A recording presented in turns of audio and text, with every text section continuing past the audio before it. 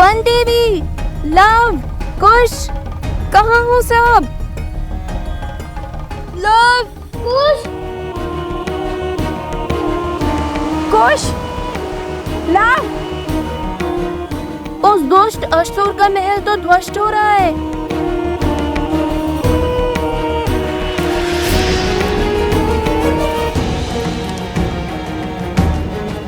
कहीं लव, कुश और वन देवी को कुछ नहीं होगा उन्हें। लौटेंगे, अवश्य लौटेंगे और सुरक्षित लौटेंगे। रात्रि होने को है, प्रतीत होता है हमें उन्हें ढूंढने के लिए सहायता की आवश्यकता पड़ेगी। मैं गांव वालों को लेकर आता हूं। मेरी सेना भी आपके साथ चलेगी। सेनापति, कुछ सैनिक लेके जाइए इनके साथ।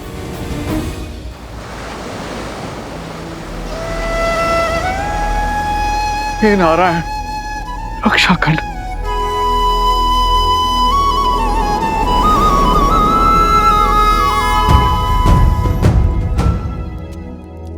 प्रभु। हनुमान, कहो कैसे आना हुआ? प्रभु को कर्तव्य में उलझे देखा तो चला आया ये सेवक सेवा करने। कर्तव्य का भार उतारने की ही तैयारी कर रहा हूं हनुमान। भरत को अयोध्या का राज्य सौंपना है, तो बस अश्वमेध यज्ञ के लिए आमंत्रित अतिथियों की सूची पढ़ रहा था। कर्तव्य और दायित्व केवल बहाने हैं, सत्य तो केवल एक ही है। उस काली रात्रि के पश्चात आप कभी ठीक से सो ही नहीं पाए प्रभु। कदाचित हर रात्रि जाग कर बिताने वाले केवल हम ही नहीं हैं हनुमान।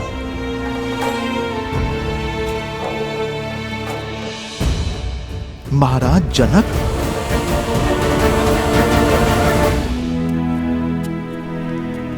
जो क्षमा इतने वर्षों से मैं स्वयं को नहीं दे पाया, आशा करता हूं हनुमान कि मेरी सीता के माता पिता वो क्षमा मुझे दे पाए। प्रभु, बड़े ज्ञानी है महाराज जनक। आपका निर्णय और उसके पीछे का कारण महाराज अवश्य समझते होंगे।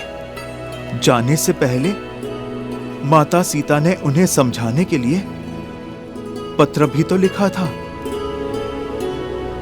जानता हूं हनुमान, सीता के समझाने पर वे अवश्य समझे होंगे, किंतु संसार में ऐसा कोई जीव नहीं जो अपने जीवन से पौत्र या नवासे का सुख खोकर दुख नहीं मनाएगा।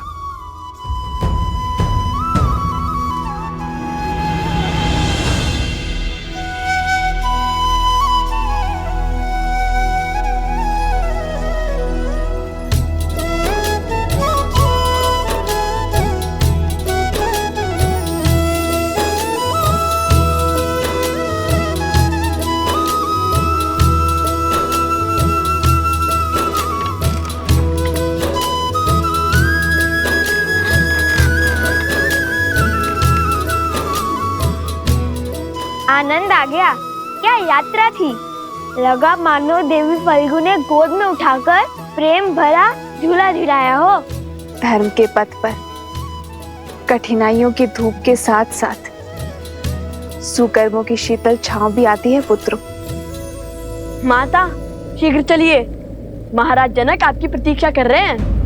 तो क्या हुआ, भक्त को भगवान की प्रतीक्षा करनी ही पड़ती है। वन देवी है, इतनी सरलता से थोड़ी ही ना जाएंगी कि माता। चले माता। नहीं,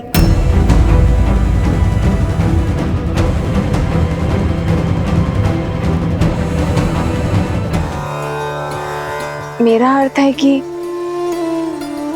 फाल्गु माता ने हमारी इतनी सहायता की, हमें सुरक्षा दी, तो मैं उनके दर्शन कर उन्हें धन्यवाद देना चाहती हूँ। बात तो उचित है। ठीक है कुश, तुम यहीं रुककर माता की रक्षा करो, मैं महाराज जनक को यहाँ लेके आता हूँ। उसकी कोई आवश्यकता नहीं है लव। किसकी आवश्यकता नहीं है? महाराज को लाने की? तुम्हारे यहाँ रुकने की। तुम दोनों जाओ। और वैसे भी अब तो यहाँ किसी असुर का भी भय नहीं है। मैं एकांत में पूजा करना चाहती हूँ। जैसी आपकी आज्ञा। रुको, मिथिला के महाराज से इस दशा में मिलोगे? तनिक अपने केश तो संवार लो।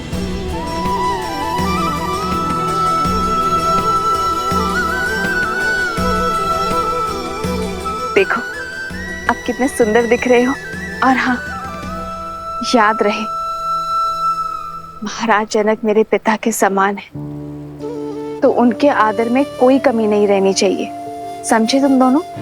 समझे लो भैया, पूरे सम्मान से बात करना। ये लव के लिए नहीं, ये उपदेश तुम्हारे लिए था नटखट। समझ गया।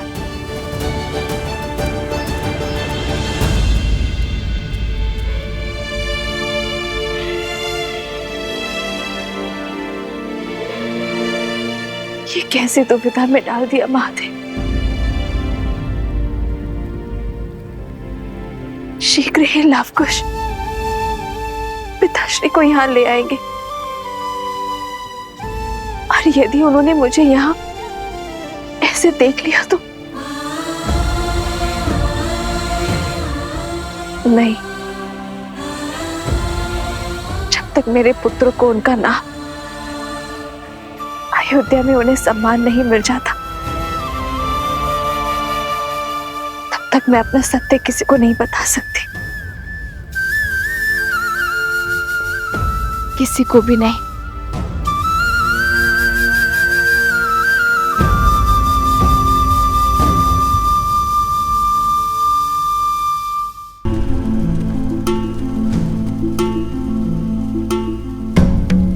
वन देवी और उनके पुत्रों ने हमें उस दुष्ट मकरासुर के आतंक से मुक्त किया है।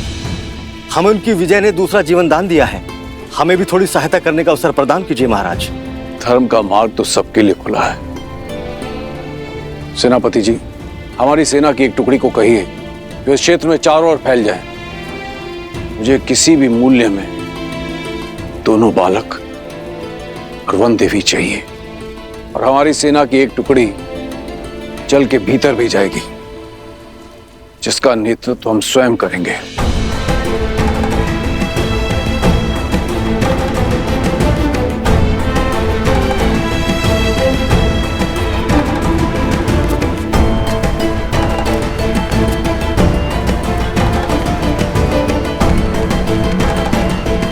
ऋषिवर, मेरा अंतर्मन कहता है कि वो जहां भी होंगे सकुशल होंगे। महाराज,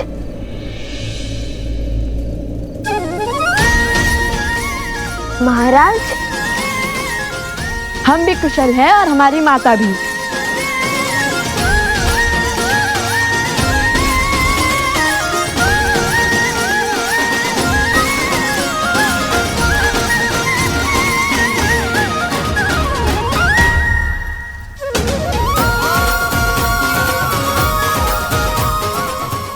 अरे झील में तो पहले ही भीगे हैं, अब क्या अपने आंसू से भी भिगोएंगे हमें? जानता था असंभव को संभव करके ही लौटोगे, विजयी होकर लौटोगे। जब उस राक्षस का महल ध्वंस हुआ, तब भी तुम्हारे बल पर हमें संदेह नहीं हुआ, किंतु वन देवी कहाँ है? सुरक्षित है। देवी फल्गु की प्रार्थना कर रही हैं। धन्यवाद जो करना है उन्हें। किंतु मैंने तो भूल से तुम्हें महादिव्य मंत्र दिया ही नहीं। फिर मकरासुर का वध कैसे किया तुमने? दिव्य मंत्र नहीं मिला तो क्या हुआ? हमारे पास तो सदैव ही श्री राम की भक्ति की शक्ति रहती है। मैंने श्री राम का नाम लिया और वो बाण साधा, और उसने मकरासुर का वध। श्री राम के नाम में अत्यंत शक्ति है।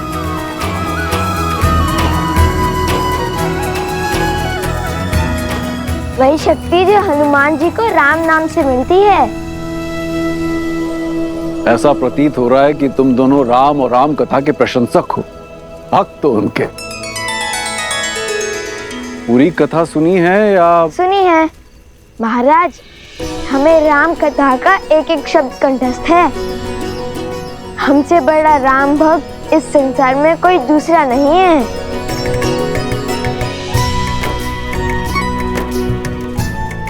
लगता है आपने हमारी पूंछ पर ध्यान नहीं दिया।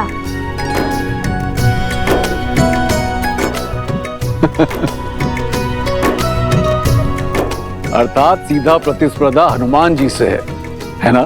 प्रतिस्पर्धा होती तो कब के जीते होते, क्योंकि लव कुश हनुमान जी से भी बड़े राम भक्त हैं। जब भी संकट में होते हैं तो श्री राम का नाम लेते हैं, श्री राम का अनुसरण करते हैं, और जब भी दुख के बादल छाते हैं तो देवी सीता का नाम लेते हैं।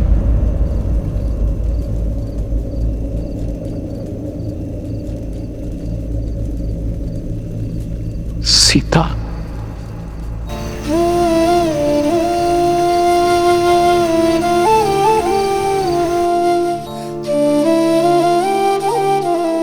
पिताश्री, समझ गया, पुत्री की स्मृति में दुखी हो गए।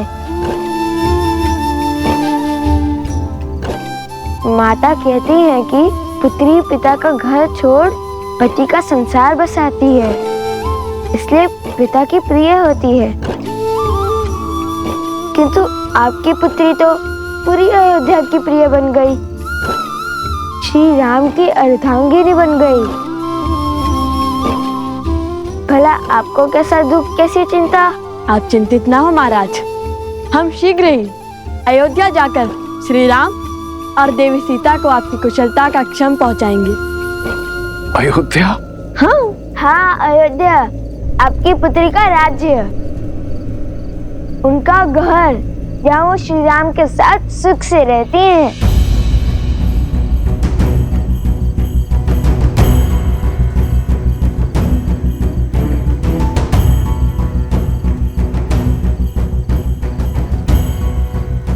राम कथा का अंतिम अध्याय है।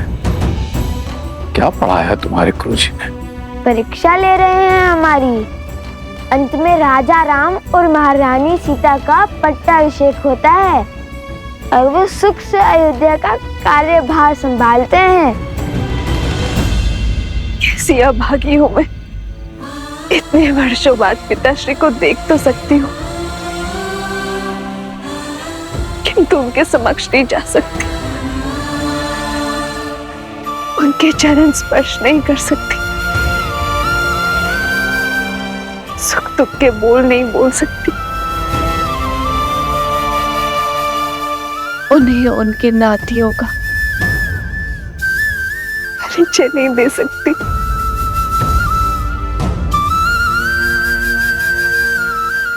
हे प्रभु, कैसा धर्म संकट है ये।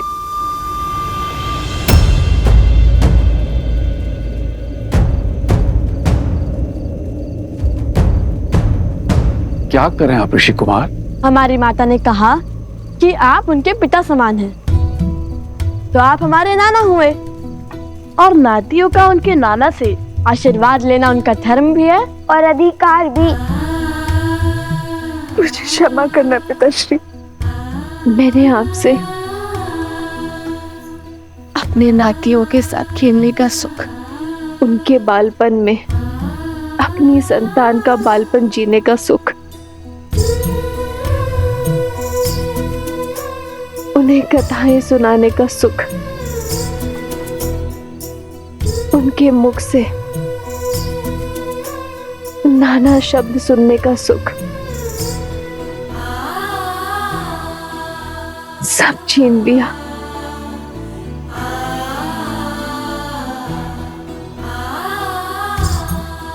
कितने अभागे हैं मेरे लव कुश,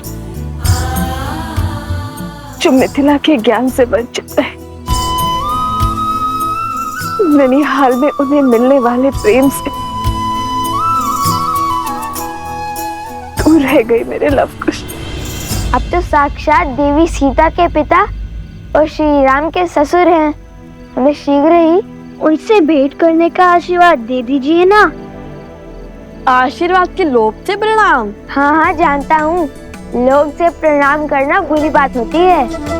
किसी के आगे नतमस्तक केवल सम्मान के लिए हुआ जाता है, किंतु मुझे लोभ आशीर्वाद का नहीं, श्री राम और माता सीता से मिलने का है।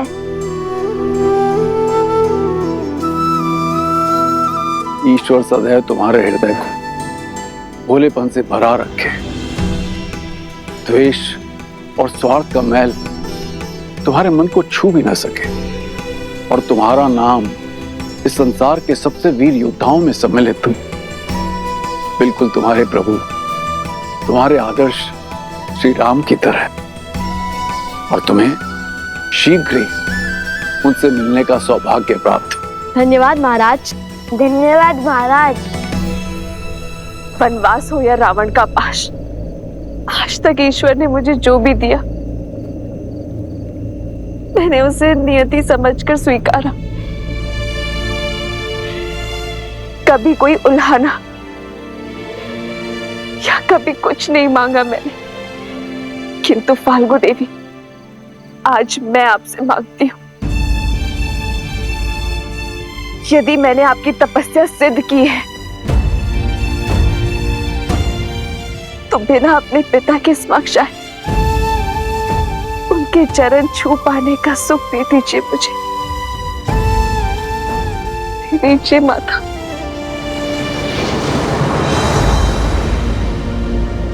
तुम दोनों से मिलकर लगता है कि तुम दोनों मेरे अपने हो, मेरा अपना अंग। जाने की इच्छा तो नहीं हो रही, किंतु जाना होगा, समय हो चला है। क्या तुम मेरे जाने से पूर्व मुझे अपनी माता से मिलवा सकते हो?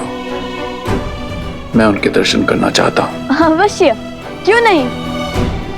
मुझे भी वन देवी के दर्शन करने हैं पुत्र। हाँ हाँ, हमें भी वन देवी के दर्शन करने हैं। आइए, माता इस ओर है। लव, कुश, तुम दोनों जाके वन देवी को ले आओ, तब तक हम कूच की तैयारी करते हैं। कुश, तुम इनके साथ जाओ, मैं माता को लेकर आता हूँ। ठीक है भैया। आइए। अद्भुत युद्ध किया है तुमने कुश। अवश्य तुम्हारे धनुष में कुछ विशेष है। लो, खुद ही देख लो।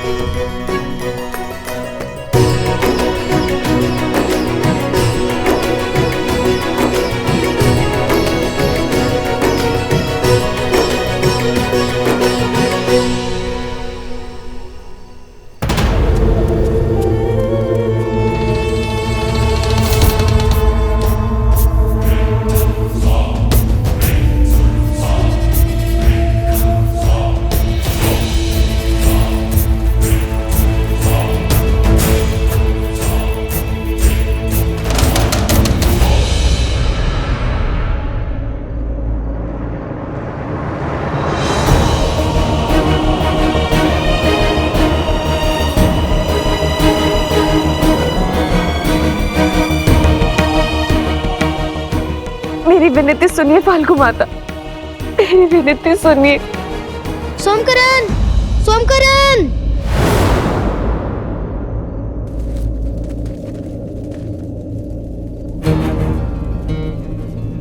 कुश, कुछ तो अनिष्ट है। या अवश्य ही कुछ की कोई शरारत होगी। आप सब यही रुकिए, मैं आता हूँ। सैनिकों, लव के साथ जाओ।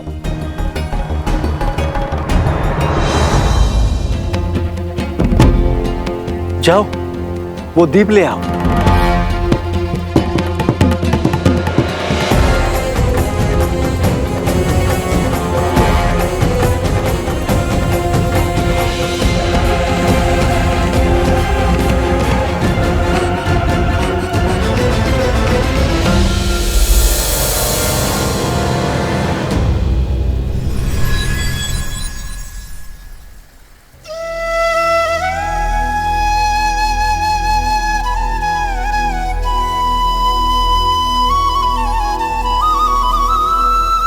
वन देवी, आपके दर्शन पाकर हम धन्य हुए।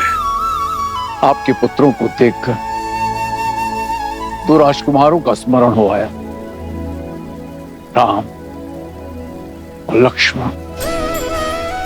वर्षों पहले मिथिला पधारे, उनकी माता में भी एक परिचित मुख को देखने की आशा थी, किंतु आप तो उनसे भी अधिक अलौकिक हैं।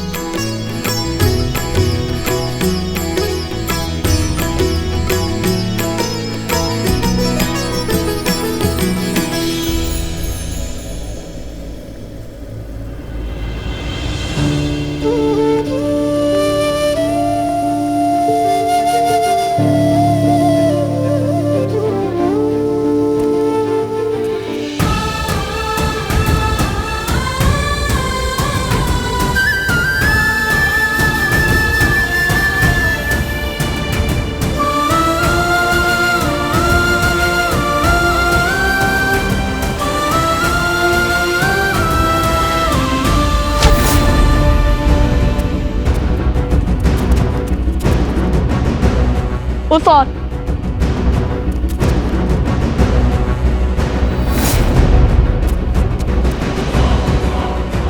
सोमकरण, वो रहा, शीघ्रता करो। रुको।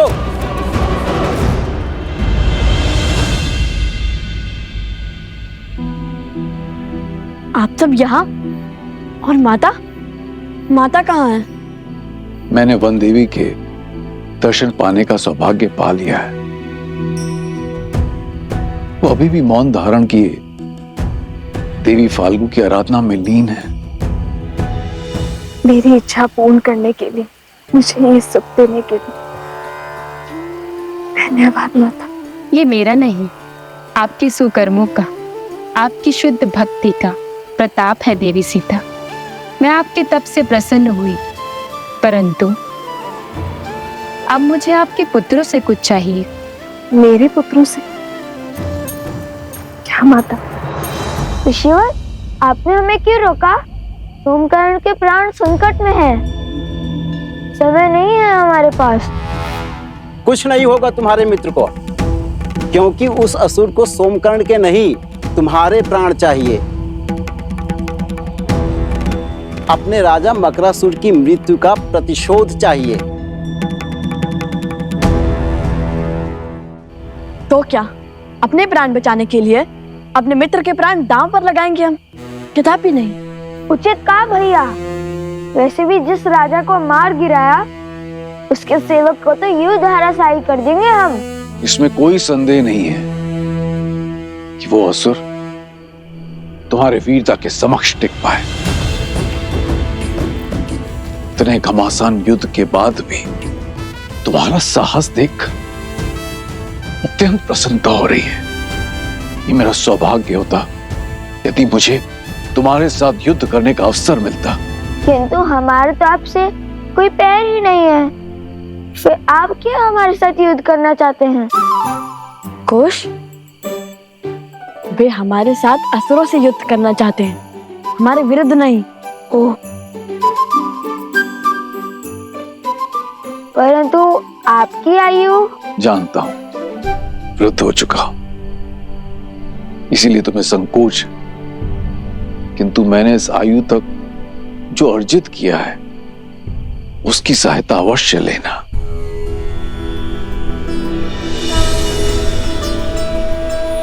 जनको मिथिलादेशः सधर्मात्मा महेश्वरः। उपहार के रूप में मैं तुम्हें ये देना चाहता हूं, ये तुनीर जो स्वयं भगवान परशुराम ने मुझे दिया था। ये अक्षत है, अर्थात इसके बाण कभी समाप्त नहीं होते और इनमें दिव्य शक्ति भी है। ये लो पुत्र। नहीं, किंतु ये आपको मिला आशीर्वाद है और ये आपने अर्जित किया है, इसे मैं नहीं ले सकता। परंतु सोमकर्ण को लौटा लाने में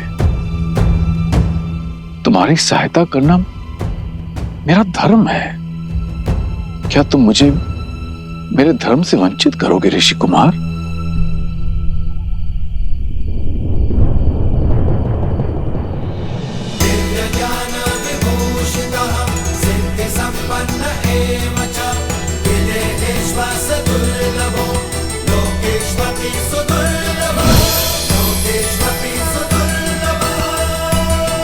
विजयी भव। अब आप जाइए महाराज और हमारे लिए चिंतित ना हो। हाँ, यदि श्री राम ने चाहा तो हम शीघ्र ही ये भेंट लौटाने आएंगे।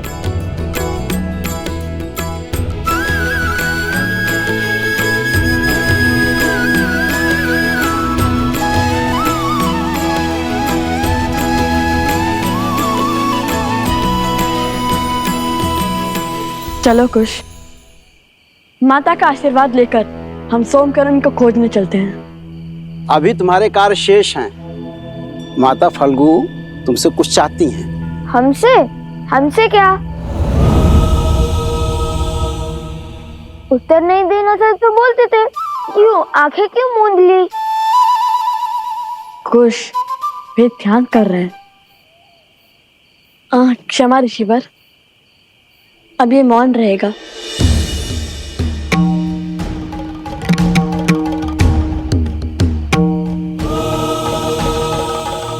आदेश दे देवी, क्या करना है मेरे पुत्रों को?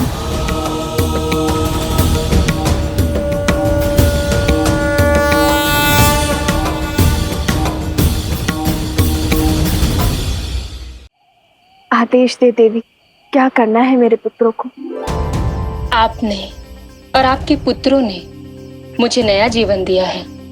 सीता, मैं चाहती हूँ आपके पुत्र अपने हाथों से मेरे इस तट पर एक मंदिर बनाएं। आपका।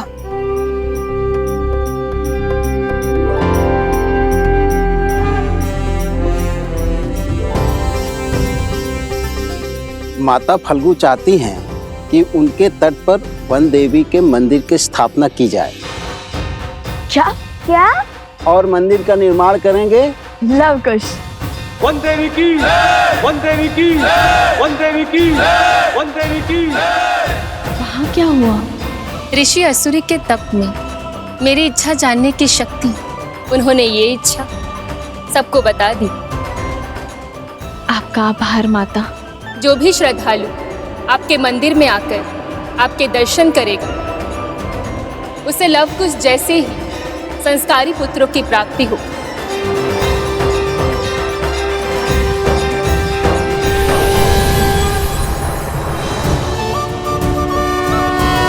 यदि हम अभी मंदिर बनाएंगे तो सोमकरण को बचाने में विलंब होगा, कष्ट में होगा वो।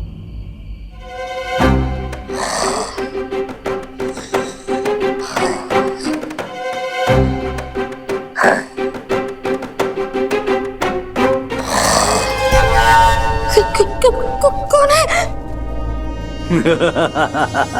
अपने ही खर्राटों से डर गए। कहने को तो तुम लोग लव और कुश के मित्र हो और इतने कायर। कितने सालों से भूखे हो, पूरी थाली चट कर गए। मैं ही मूर्ख हूं जो तुम्हारे हाथ में धनुष देख के तुम्हें खुश समझ बैठा था। मन तो करता है तुम्हें अभी खा जाऊं, किंतु रक्त केतु अपना उद्देश्य पूरा करने के लिए तुम्हारा उपयोग करना चाहता है। रक्त केतु? वो मायावी असुर जो रक्त बहने पर मरता नहीं है, बल्कि अपना रक्त बढ़ाता जाता है। वो दूसरों के रक्त पर ही पलता है, उसके रक्त की एक एक बूंद चूस लेता है। तुम्हें लव कुश की शक्ति का बोध नहीं है? वो किसी भी स्थिति परिस्थिति से लड़कर मुझे खोज लेंगे। यही तो चाहता है रक्त केतु। लव और कुश उन तक पहुंचे, यहाँ आए।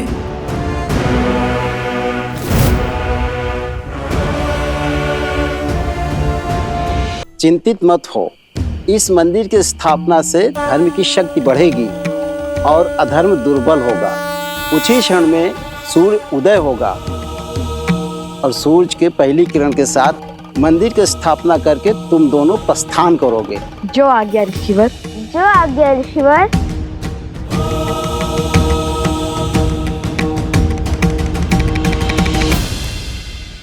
माता,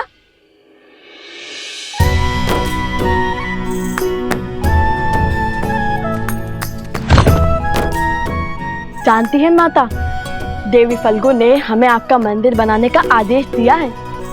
आदेश नहीं, सौभाग्य कहिए भैया।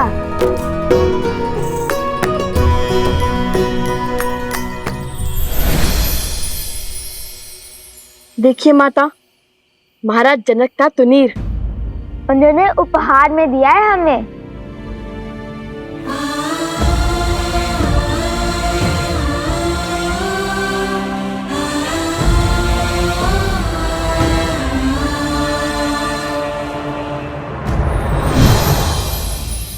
सोमकरण को लौटा लाने में हमारी सहायता के लिए भेंट दी है उन्होंने। सोमकरण, क्या हुआ है उसे? माता, मकरासुर का एक असुर सैनिक उसे उठा ले गया।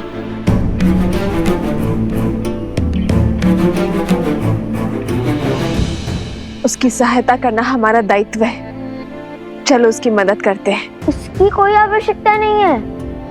मेरा मतलब है कि ऋषि असुर ने पहले मंदिर बनाने और फिर भोर की पहली किरण के साथ सोमकरण को खोजने का आदेश दिया है, जिससे धर्म की शक्ति बढ़ेगी और अधर्म दुर्बल होगा। उचित कहा ना ऋषिवर?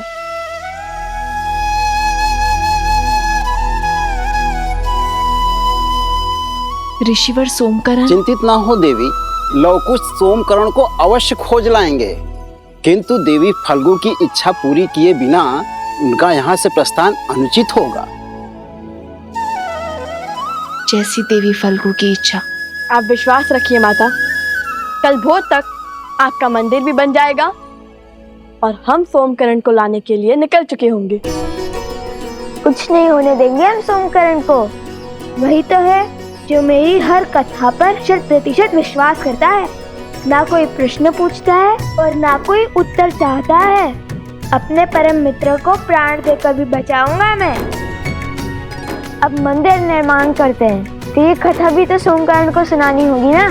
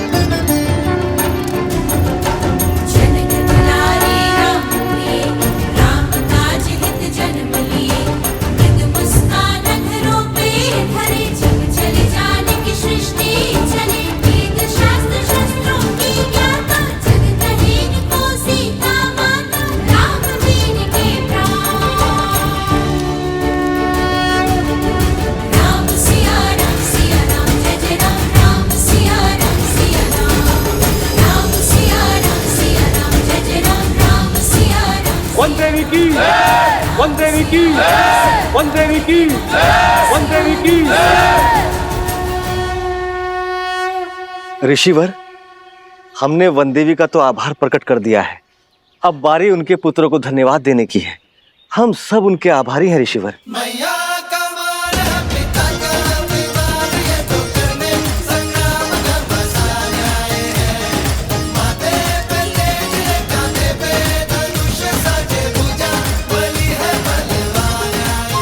देख रहे हो भैया, पहले तुनीर, अब ये सीधा मंदिर। माता ने क्या कहा था कि धर्म के पथ पर धूप भी होती है और छांव भी। समझ गया।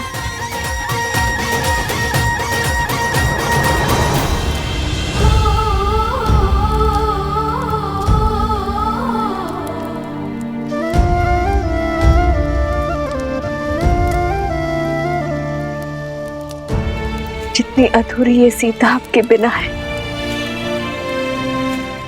उतना ही अधूरा ये मंदिर आपके बिना है श्री राम।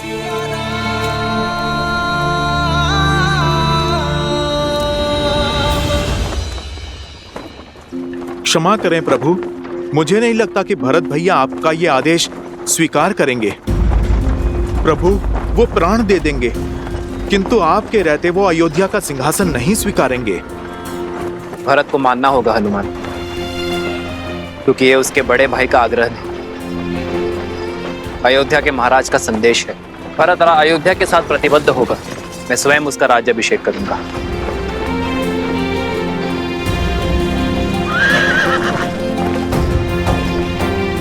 रथ क्यों रोका सारथी?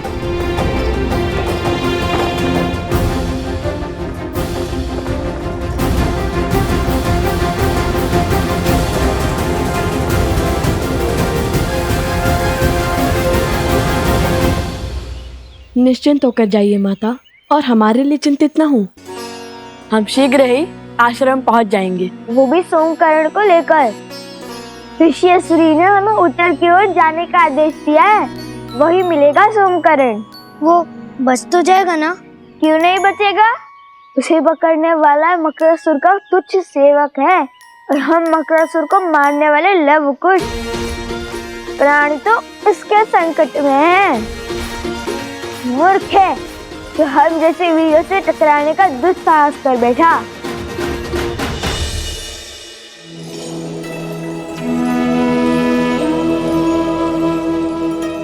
अपना ख्याल रखना। जी माता।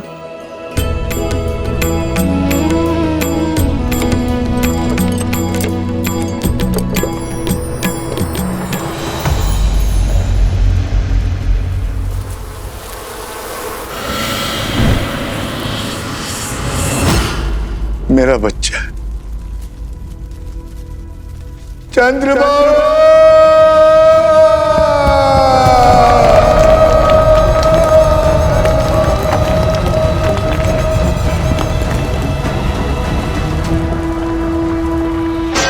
चंद्रबाबू, चंद्रबाबू, मेरे पुत्र।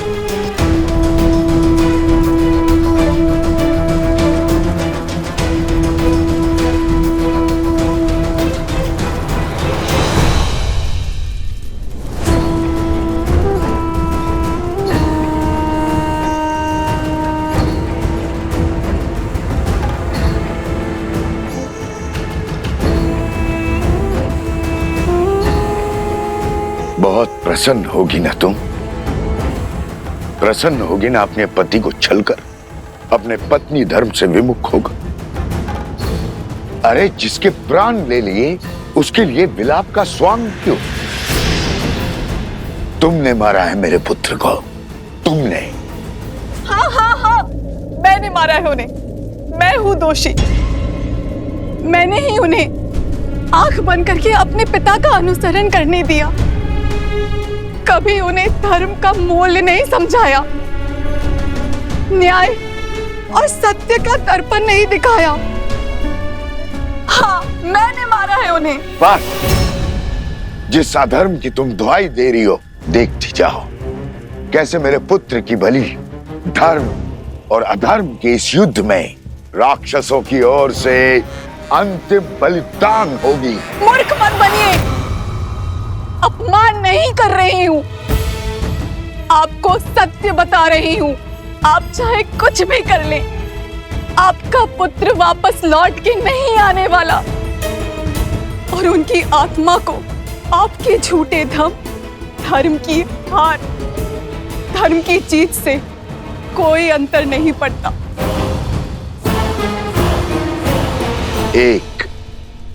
केवल एक कार्य था तुम्हारा, ब्रह्म मंत्र का जाप, उसमें भी मात खा गई।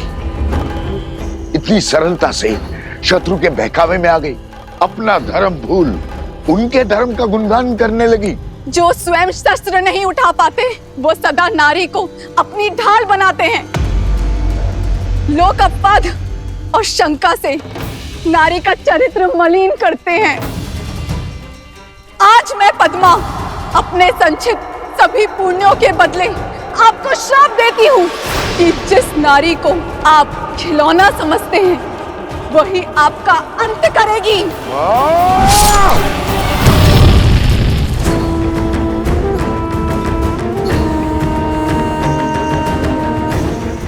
जिस नारी को आप खिलौना समझते हैं, वही आपका अंत करेगी।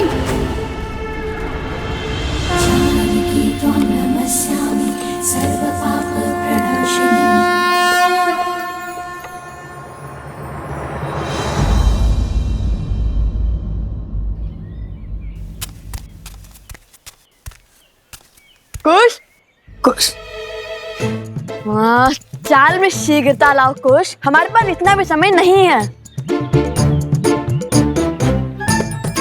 भैया वो देखिए आम।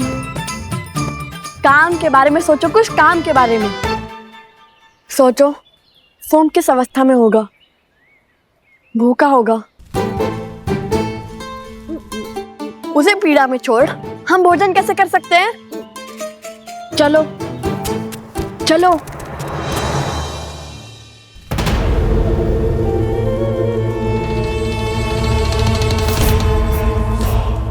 रक्त केतु,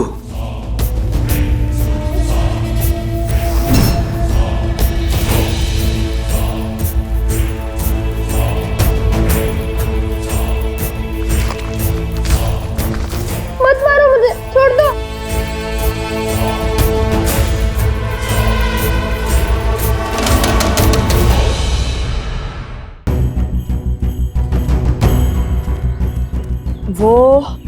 वो इस ओर गया होगा, क्योंकि अन्य दिशाओं में तो राजा श्री राम का राज्य फैला हुआ है। वो उसी ओर गया होगा। होगा नहीं भैया, होंगे। असुर भेड़ियों की भांति होते हैं, झुंड में घूमते हैं।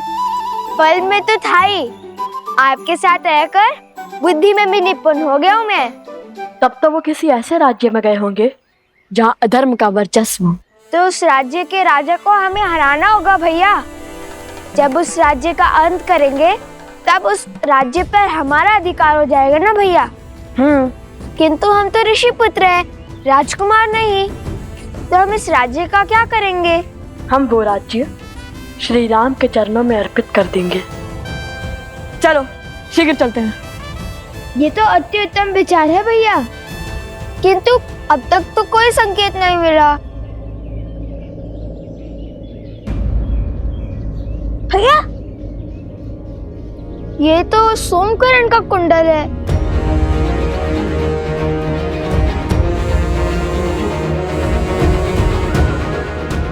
अर्थात वो उसे इसी ओर ले गए होंगे। सचेत रहो भैया, श्री राम के चरणों में राज्य रखने से पहले ही हमें संकेत मिल गया। चलो अब हम केवल श्री राम की बातें ही करेंगे।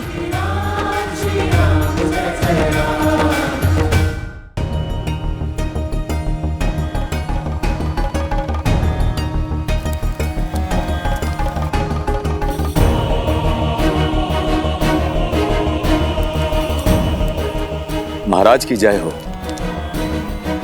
ये यज्ञ कैसा आ रही सुमंत?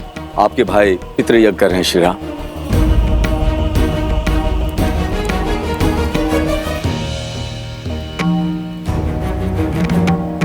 अकस्मात ये पितृ यज्ञ क्यों?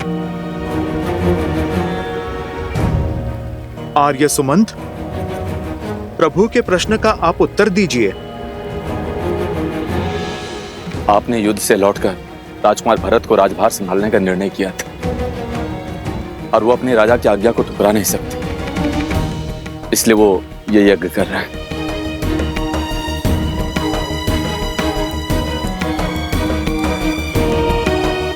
पितृ यज्ञ से प्रभु का राजकाज छोड़ने का क्या अर्थ है?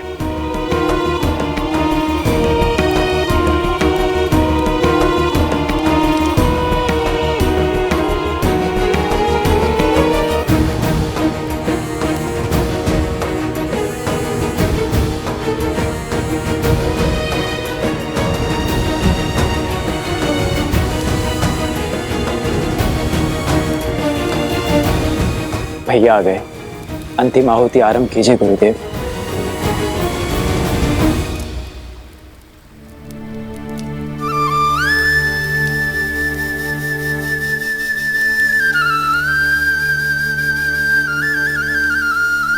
भरत के इस निर्णय का मुझसे क्या संबंध? जानता हूं मैं।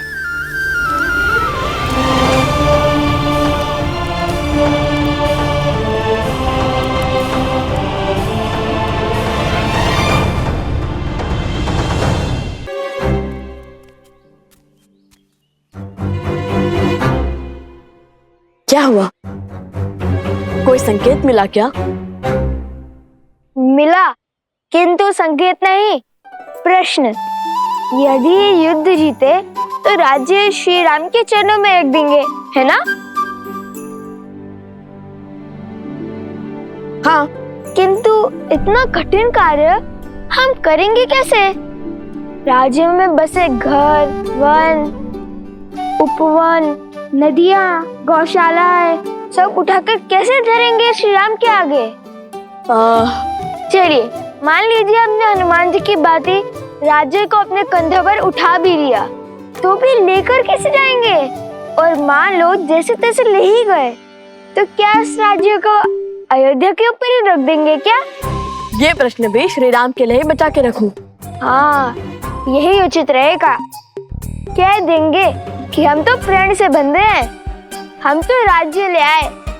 अब आप बताइए, आपके चरणों को राज्य पे रखे या राज्य को आपके चरणों पे रखे? तुम क्या सच में इतने मूर्ख हो?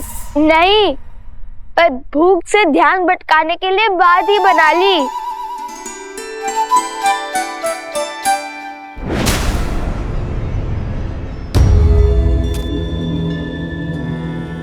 देख रहे हो सोमकरण का दूसरा कुंडल? अवश्य ही उसने हमें मार्ग दिखाने के लिए फेंका है।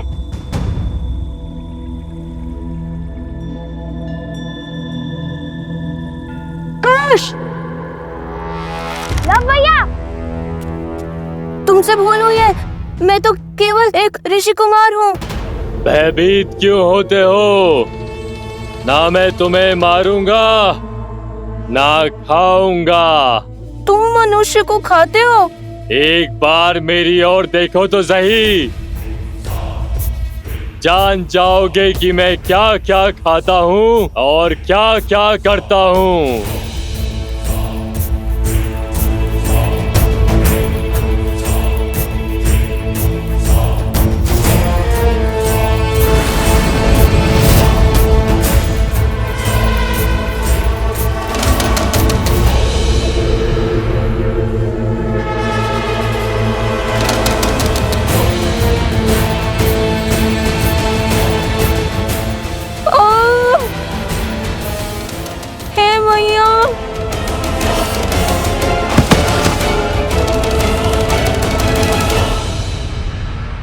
महाराज सहस्त्रमुख रावण को सूचित किया, आने दो उन्हें और देखने दो रक्त केतु की शक्ति। जो कार्य तुम्हारा मूर्ख मकरासुर नहीं कर पाया वो मैं करूंगा। लवकुश को अब तक इसके कुंडल मिल गए होंगे, शीघ्र वो यहाँ आएंगे और इस मायावी गुफा में लुप्त हो जाएंगे।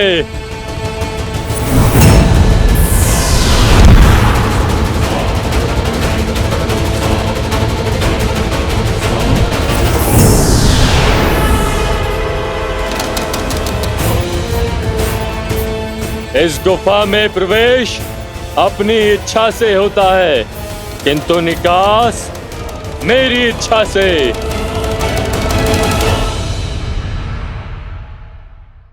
लो भैया, लो। इतना क्यों चिल्लाते हो? ये देखो, ये तो सोमकर्ण का वस्त्र है। हम उचित मार्ग पर हैं। चलो। ओम पूर्णमस्य पूर्णमादाय पूर्णमेवावशिष्यते।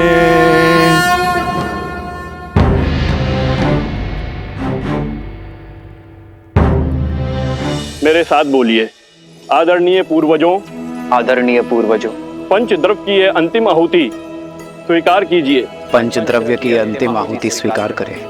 हम इसे सच्चे मन और सम्मान के साथ आपको अर्पित करते हैं। मैं इसे सच्चे मन और सम्मान के साथ आपको अर्पित करता हूँ। इसे ग्रहण करें। इसे ग्रहण करें। पितृ इस दुविधा में कैसे सहायक होंगे?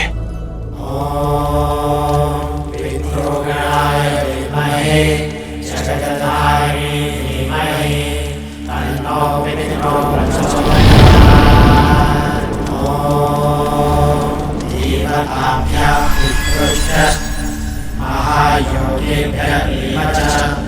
नमः स्वाहायै स्वाहायै नित्यमेव नमो नमः।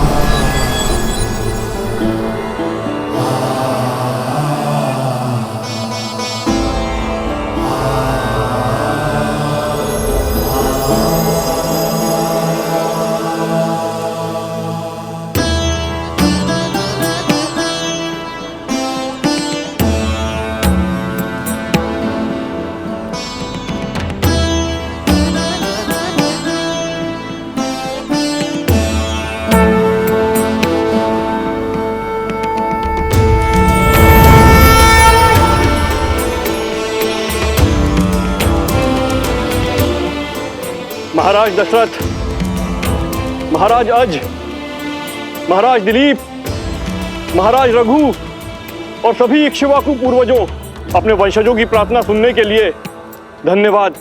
आपके कुल को आपके मार्गदर्शन की आवश्यकता है।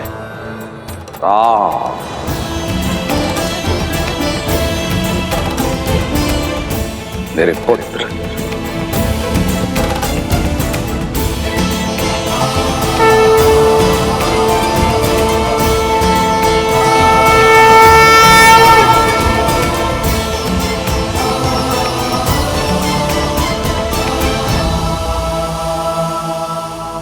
प्रणिपात पिताश्री। आयुष्मान भव पुत्रो। आप सबको भी मेरा प्रणिपात। हम तुम्हारी दुविधा से अवगत हैं और भरत तुम्हारी दुविधा से भी। जो हाल मैं सोच रहा हूं पिताजी, उसकी पुष्टि कीजिए, आप परामर्श दीजिए। इसमें कोई संदेह नहीं कि भरत शासन संभालने के योग्य है और भरत के शासन में अयोध्या एक श्रेष्ठ राज्य बन सकता है। किंतु इस समय आर्यवर्त को उसकी आवश्यकता है जिसने अयोध्या की सीमा के पार जाकर सुदूर दक्षिण तक धर्म और मर्यादा का प्रसार किया है, जिसने वानर जाति को प्रशिक्षित कर इस योग्य बनाया कि वो अधर्मी असुरों को पराजित कर सके। आज अयोध्या को आवश्यकता है धर्म की स्थापना करने वाले राम की। राज्य को प्रगति देना और अपने पूर्वजों को गति देना तुम्हारा कर्तव्य है राम। यदि राम और उसके पुत्र अयोध्या के सिंहासन पर नहीं बैठेंगे तो रघुकुल का सम्मान और हमारा मान तुम्हें हो जाएगा। श्री राम श्री राम श्री राम श्री राम। हम तुम्हारे सभी पूर्वज गति नहीं पा पाएंगे पुत्र राम। हमने तो तुम्हें उचित मार्ग दिखा दिया, अब उस पर चलना ना चलना तुम्हारा चयन है। मंगल भवन मंगल हारी, द्रवहु सुदर्शन आयुष्मान भव पुत्रो। वज्र बिहारी। धर्म की जय हो, सूर्य वंश की जय हो।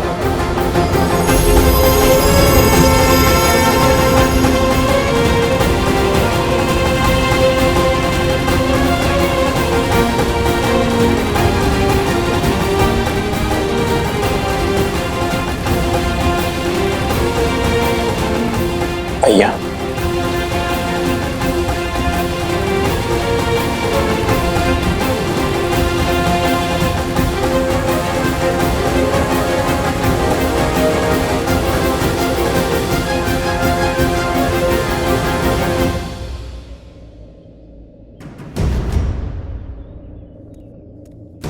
यहाँ तक तो ले आया सोम, फिर आगे क्या फेंका होगा?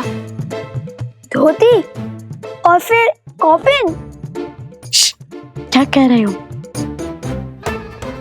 बाद में अगर धोती मिली तो उसे लौटा देंगे। कुश, चलो।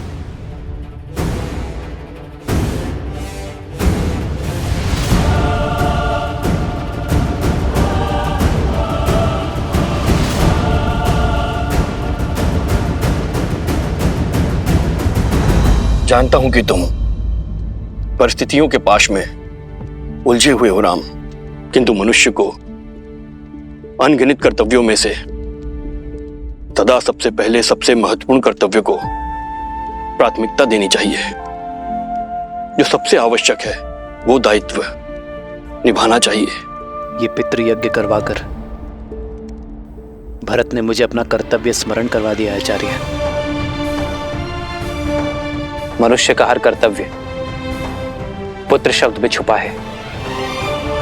जो पुत्र अपने पूर्वजों को पू नाम के भयावह नरक से ना उभारे, उस पुत्र का जीवन अधूरा है। और उसी अधूरे जीवन को पूर्ण करने के लिए आपका दूसरा विवाह आवश्यक है।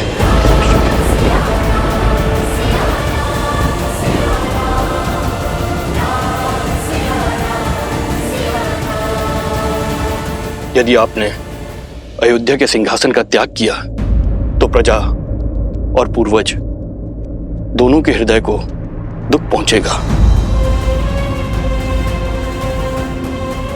मेरे कथन पर विचार करना राम।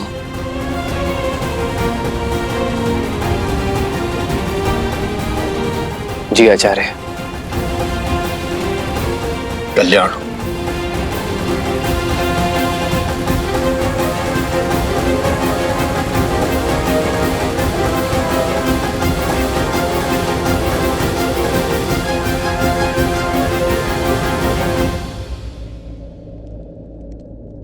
प्रभु, संसार को उभारने वाले प्रभु श्री राम आज स्वयं किस धर्म संकट में फंस गए हैं।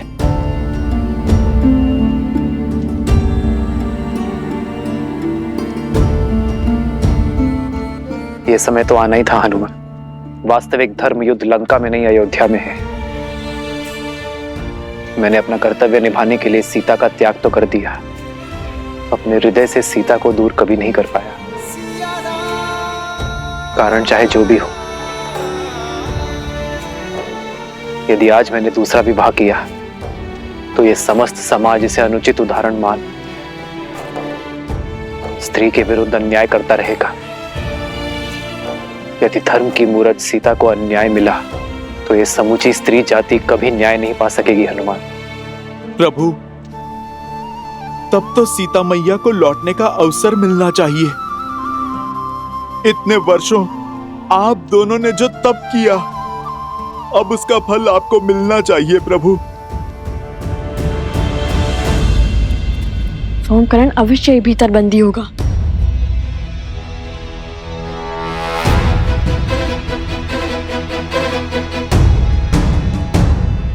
प्रभु, क्या माता को अभी भी नहीं लौटा सकते?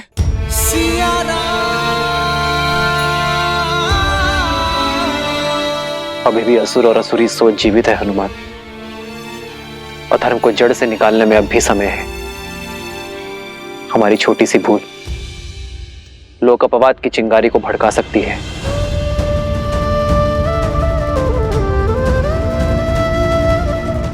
जब तक हम राक्षसी सोच को नष्ट नहीं कर देते, तब तक मैं अपने व्रत और तप से डिग नहीं सकता हनुमान। और तब तक मेरी सीता और संतान अयोध्या नहीं लौट सकते।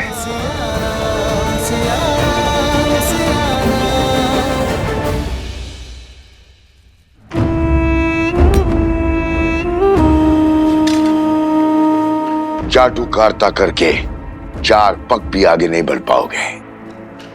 उठो और क्रोधित मत करो मुझे। सिंह समझकर बकरी उठा लाए हो मूर्ख। भूल तो हुई है, फिर सोचा ले आए ही हैं तो उन तक पहुंचने की सीढ़ी ही बना लेंगे। अद्भुत। अब तनिक मकरासुर की योजना स्मरण कराना मुझे। मौन क्यों हो? बोलो, सीता को बंदी बनाकर लव और कुश को अपने पास बुलाएंगे। यही तो समस्या है असुरों की। अहंकार में चूर होकर बुद्धि से ही मुख मोड़ लेते हैं, विवेक का उपयोग ही नहीं करते। बस, मैं कोई साधारण असुर नहीं हूं जो संसार से दूर नदी के तल में जीवन बिता रहा हूं। मैं रक्त केतु हूं जो आज उन बालकों का संहार करेगा, आपके भ्रम को तोड़ेगा।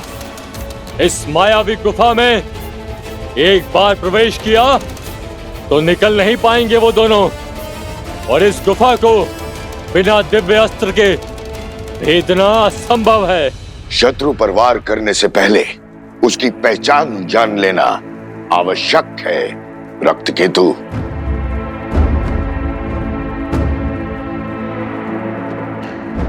उठने का समय आ गया बालक, उठ जाओ।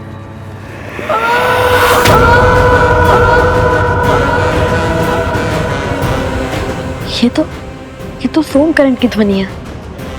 कुश, वो अवश्य ही भीतर है, तो उस ओर जाकर देखो, और हाँ, केवल संकेत की भाषा में बात करना।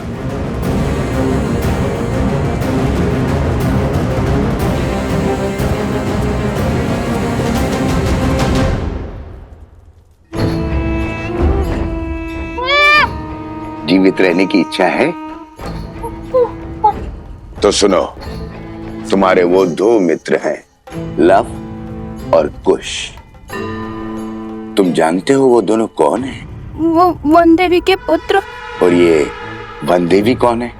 लव कुश की माता।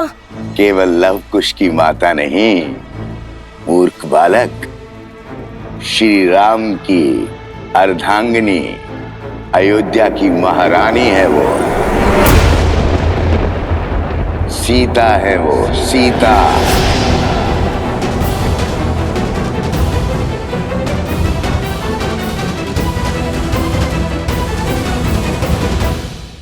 अब यदि मेरा कहा मानोगे तो जीवित छोड़ दूंगा, अन्यथा नहीं नहीं नहीं नहीं नहीं। तो जो कहूंगा वो करोगे ना? हाँ। उत्तम, तो सुनो, लव और कुश को मिथिला ले जाओ, और जब मैं वहां कहूं तो सारे समाज, सारी प्रजा के सामने, सारी मिथिला के सामने कहना कि वन देवी ही सीता है। मेरे आदेश पर ये सत्य संसार के सामने प्रकट करना, अन्यथा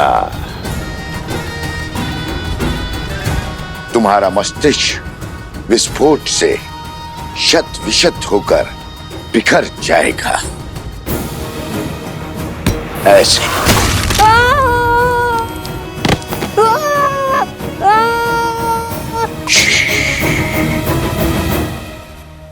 चिल्लाओ मत। सोमकर, जाओ, तुम मुक्त हुए।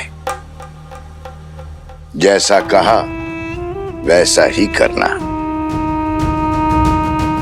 जाओ।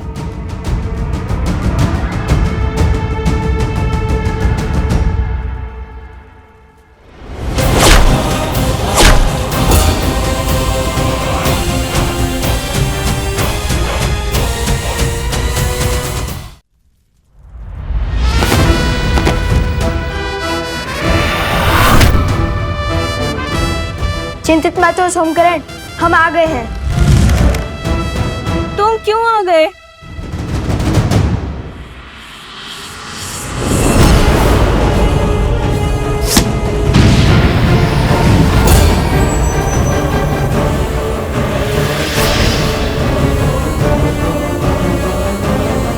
मेरी गुफा को भेज दिया, ये कैसे संभव है?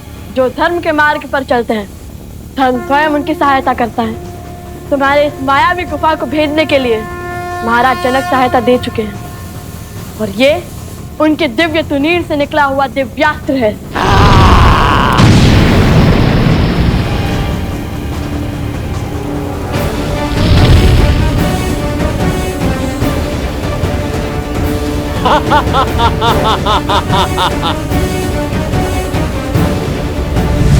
उतर।